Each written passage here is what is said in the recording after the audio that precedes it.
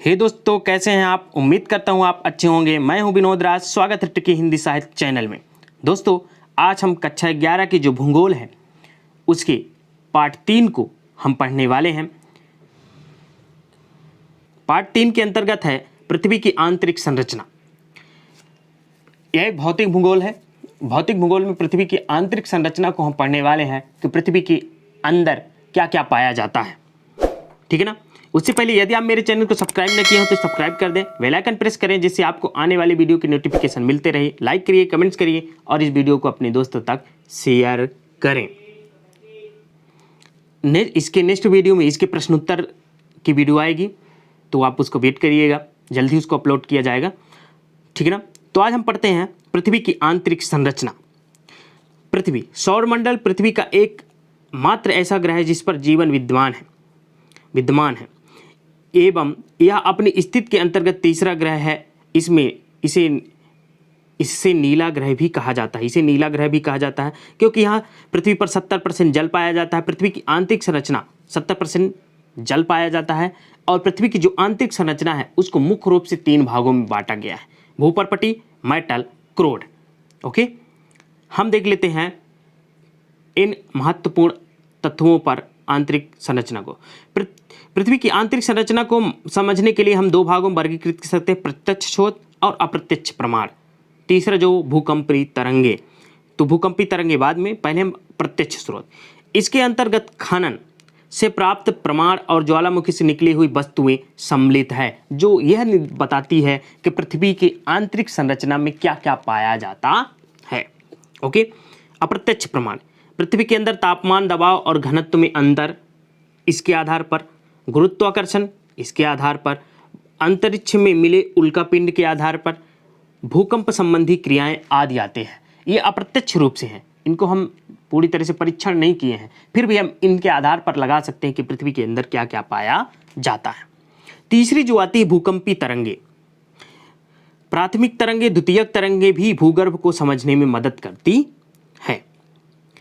यह अध्याय पृथ्वी के अंदर की तीनों परतों एवं ज्वालामुखी निर्मित स्वरूपों को समझने में महत्वपूर्ण है।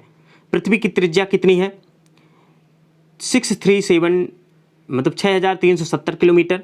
पृथ्वी के आंतरिक भाग की जानकारी, प्रमुख स्रोत ज्वालामुखी है, भूकंप और उल्कापिंड है। ये 3 कारण हैं जिनसे हम पृथ्वी की आंतरिक संरचना को या आंतरिक भाग की जानकारी स्पष्ट रूप से कर सकते हैं। अब देखते हैं, थोड़ा इस चित्र के माध्यम से समझने की कोशिश करते हैं। देखिए, जो भूपर्पटी है, भूपर्पटी पृथ्वी के सबसे ऊपरी परत को कहा जाता है जिस पर मानव का जीवन निवास होता है, जिस पर हम अपनी समस्त क्रियाओं का संचालन करते हैं। तो इसकी जो अंतर होती है, इसकी मोटाई जो होती है 0 से 100 किलोमीटर तक होती है, ध्यान रखिएगा। ठीक है ना। फिर आता है मेंटल, फिर आता है सबसे लास्ट में क्रोड। ओके, अब हम इनको आगे पढ़ेंगे। पृथ्वी की देखिए, खनन क्रिया से हमें यह ज्ञात होता है कि पृथ्वी के धरातल में गहराई बढ़ने के साथ साथ तापमान एवं दबाव में विकास होता गया। यानी कि जैसे जैसे हम पृथ्वी की खनन करते जाएंगे या अंदर जाते जाएंगे, उसके आंतरिक भाग में जाते जाएंगे, तो क्या होगा? तापमान धीरे धीरे बढ़ता जाएगा और उसमें दबाव भी आता जाएगा। पृथ्वी के धरातल में से 100 से 200 किलोमीटर की गहराई वाले भाग को स्थल मंडल कहते हैं। यानी 10 से जो 200 किलोमीटर की गहराई है उसे स्थल मंडल के रूप में जाना जाता है। दक्षिण अफ्रीका में सोने की खानें 3 से 4 किलोमीटर की गहराई तक है। विश्व की सबसे बड़ी गहरे खाने, इससे ज़्यादा गहराई में जा पाना असंभव है क्योंकि इतनी गहराई पर तापमान बहुत अधिक पर होता है। यानी कि ऐसा लगाया जाता है कि पृथ्वी के आंतरिक भाग में तापमान ज़्यादा है। भूकंपमापी यंत्र सतह पर पहुंचने वाली भूकंप तरंगों को अभिलेखित करता है। पदार्थों के घनत्व में विभिन्नताएं होने के वजह से परावर्तन तथा अपवर्तन होता है, जिससे भूकंप तरंगों की दिशा परिवर्तित होती है। भूगर्भीय तरंगे 2 प्रकार की होती है। इन्हें पी तरंगे और एस तरंगों के नाम से जाना जाता है। ठीक है ना। पी तरंगे तीव्र गति से चलने वाली तरंगे हैं तथा धरातल पर सबसे पहले पहुंचती है। इन्हें प्राथमिक तरंगे भी कहा जाता है। पी तरंगे ध्वनि तरंगों जैसी होती है। ये ठोस, तरल, गैस तीनों अवस्था में चल जाती है। एस तरंगे धरातल पर सबसे कम अंतराल के पास पहुंचती है। ये तरंग द्वितीयक तरंगे कहलाती है। एस तरंगों के विषय में कुछ महत्वपूर्ण तथ्य यह है कि ये ठोस पदार्थों के माध्यम से चलती है। एस तरंगों की यानी केवल यह ठोस पदार्थों में चलती है। एस तरंगों की यह महत्वपूर्ण विशेषता है।